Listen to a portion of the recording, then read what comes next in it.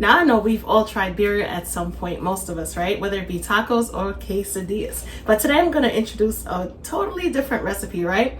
Yes, I might be crossing the line with this one, but I can guarantee it's gonna be absolutely delicious because today I'm gonna show you how to make a quick and easy birria ground beef and potato casserole. Let's get it, guys. We have 3 types of peppers. We have our ancho chilies along with our pasilla peppers and guajillo chili peppers as well.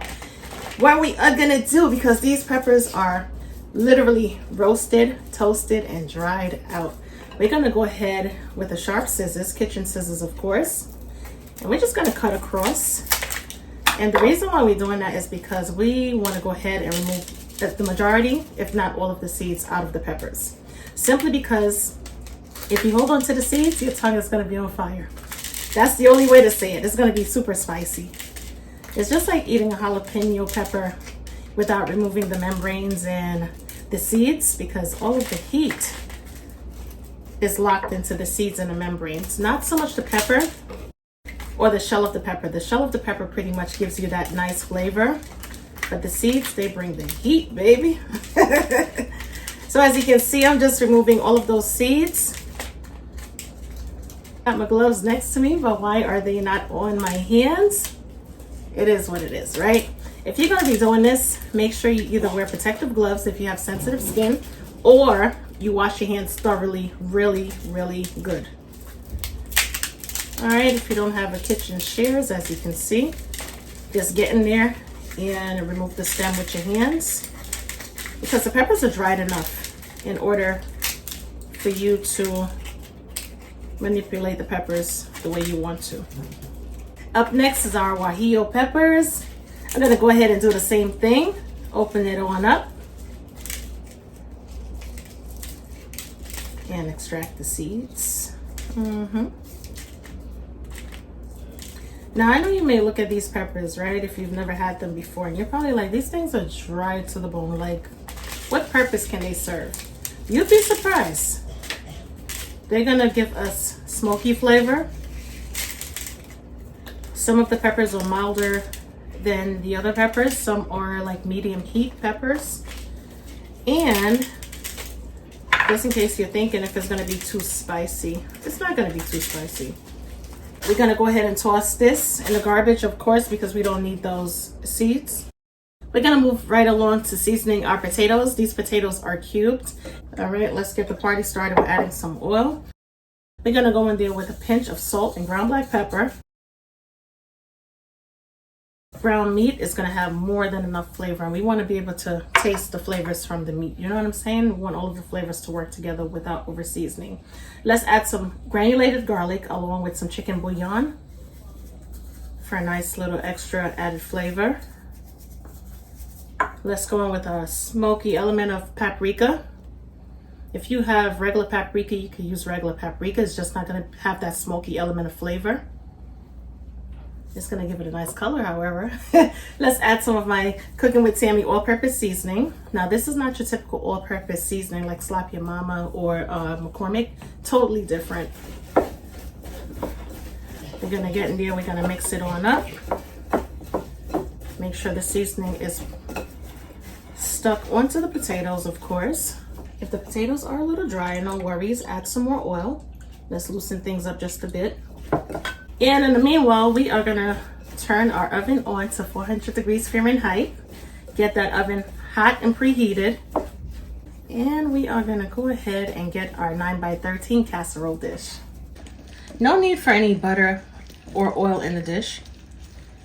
All right, look at these potatoes. These are gorgeous. You gotta admit, this is beautiful. Perfectly seasoned, right? Using the correct seasonings, of course. Nothing that's gonna be overwhelming to the palate.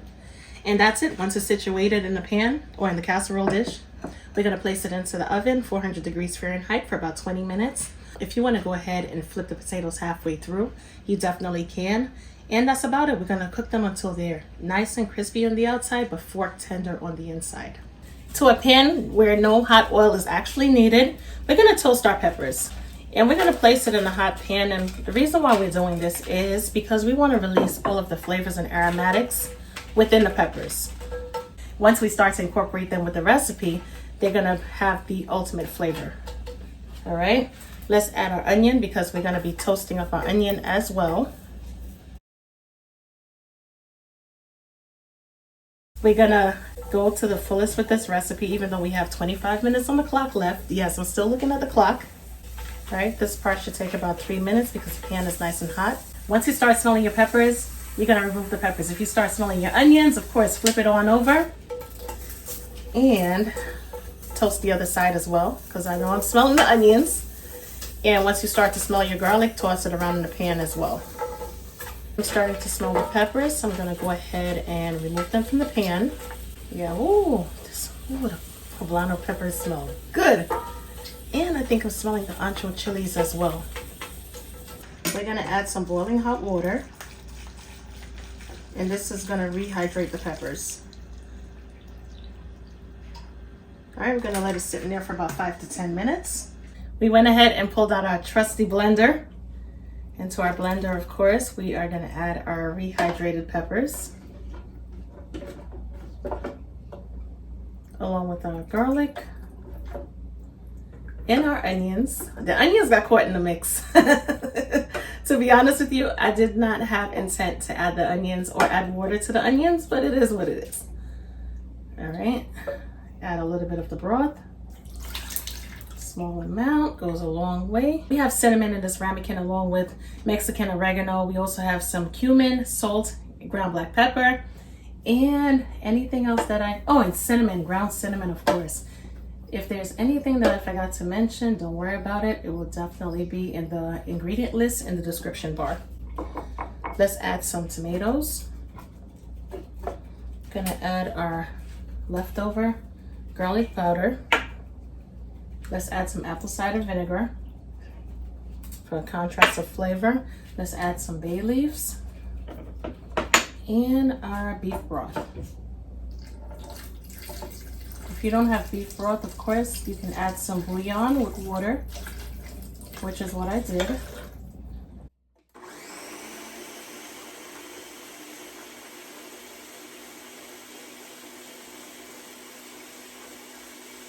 To our pan, let's add some oil, small amount of course. And let's introduce our ground beef.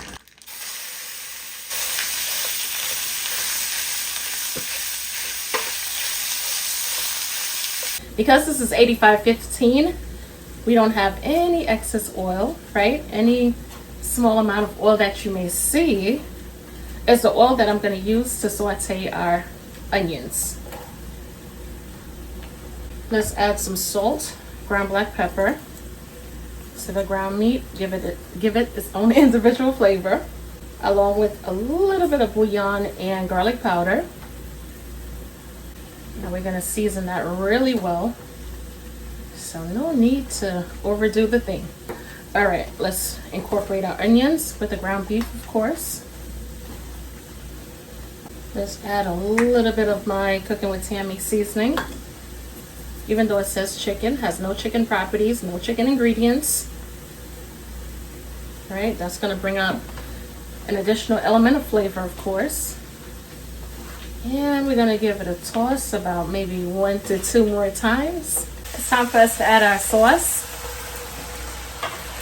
Yay, ooh-wee. All right, let's fold the meat into the sauce, of course. So cover it down, lower that flame to low heat.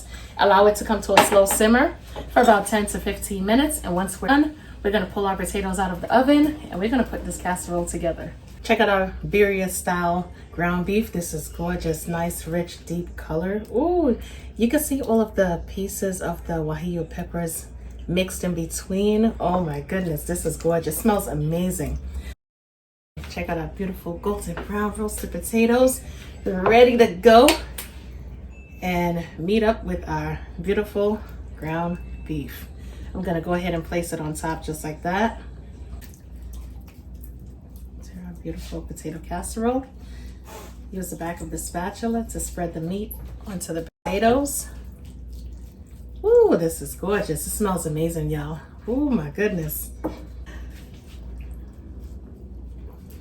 All right, my loves, now because this is a Mexican style ground beef, now here's the thing, right? You can add, let's say, maybe some melting quesadilla cheese or even some Oaxaca cheese. However, I don't have either or simply because I used it for something else. We have our shredded Mexican blend of cheeses, which we are going to add to the top, of course. And this is going to work out just fine. Nevertheless, all right, into the oven, 350 degrees Fahrenheit until the cheese is perfectly melted. And no, I'm not going to cover it down with aluminum foil. All right, I want the cheese to become nice and bubbly, get those nice little golden brown bubbly edges going on, and that's about it, my loves. 350 in the oven for about, I want to say for about maybe 5 to 8 more minutes, or until the cheese is perfectly melted. Our Birria style ground beef potato casserole is finished, but not just quite. We need to add some cilantro, bring out the color element just a little bit. Now here's the thing, my loves, if you don't like cilantro, if you don't have it on hand, you probably have parsley on hand, you could definitely use parsley. Yes, the flavor profile is going to be different, but that's totally okay, right? It's all about preference at the end of the day. But nevertheless, if you have some lemon juice, you can go ahead and squeeze that on top as well. But for now, my loves, let's get to eating. All right, let's see. This is pretty.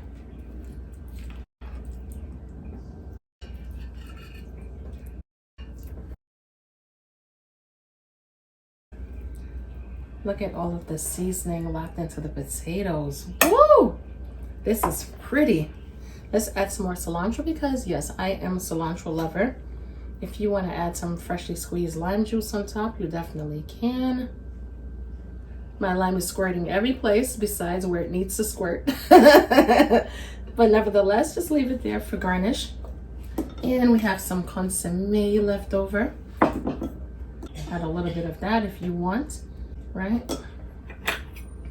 And let's dig in. The cheese and everything, the potatoes. It smells amazing. Heaven on earth. I didn't think adding the lime juice, right? Because we're dealing with potatoes, right? It's not to say that we're dealing with birria, shredded meat, so on and so forth, where you add your little squeeze of lime juice and, you know, whatever. Even though this is a potato casserole, add the lime juice. Add the lime juice because, as I always say, cilantro and lime pairs together perfectly. All right? This is definitely a winner, and it's not a chicken dinner. Give this recipe a try. Let me know what you think. And until next time, my Quick Bite family, I will definitely catch you in another video. Talk to you later. Bye, guys.